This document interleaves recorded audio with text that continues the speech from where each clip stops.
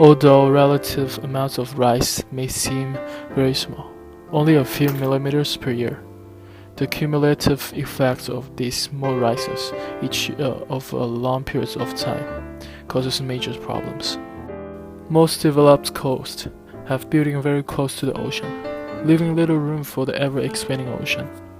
The future effects of sea level rise on coastal civilization over the entire world are of great concern. Over half of the world's population lives within 100 kilometers of the coast.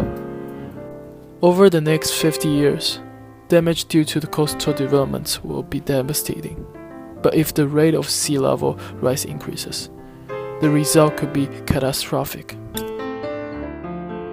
This issue threatens areas from New York City in the United States to the Pearl River Delta in China.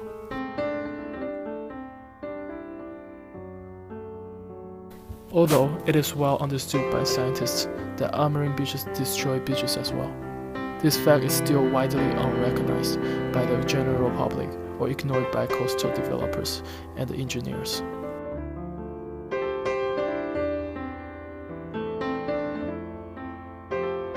The world's beaches are being mined for sand for a variety of uses. The practice is often very destructive and poorly managed. This is a global phenomenon. This theft of beach and the dune sand is direct cause of erosion along many shorelines.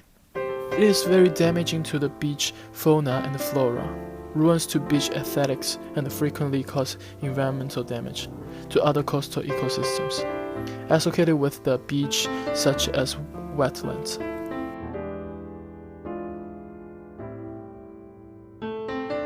Coastal management starts with the development of ancient civilizations.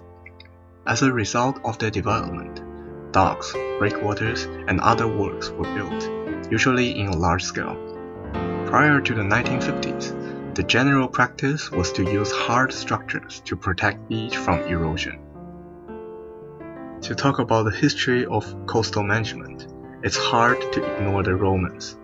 The Romans introduced many revolutionary innovations in harbor design. They learned to build seawalls, which are walls of rock built underwater at the base of a cliff to protect a settlement from erosion. Old-style seawalls reflected all the waves back to the sea, which was considered to be effective. However, in the meantime, seawalls caused beaches to dissipate, destroying the landscape.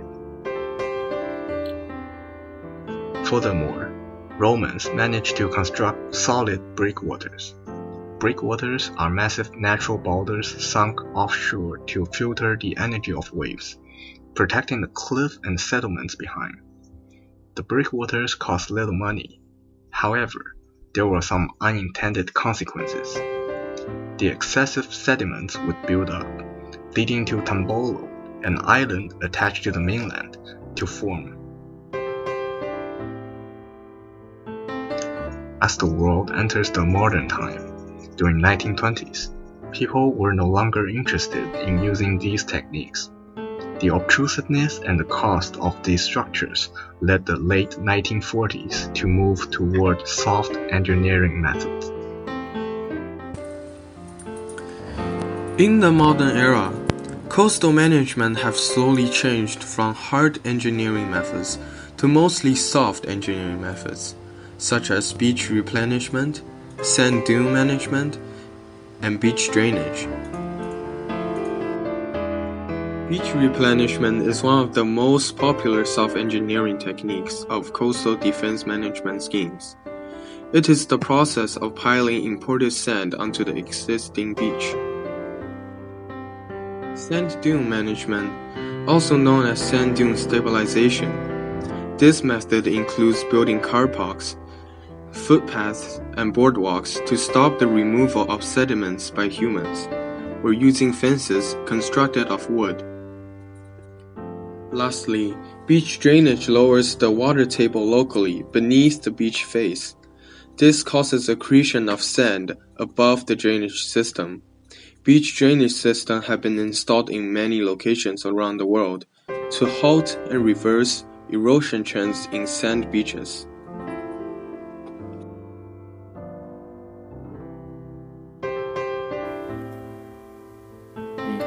Greenland's coast is located northeast of London, facing North Sea. It extends 60 kilometers and made up of cliffs that are 20 to 30 meters high.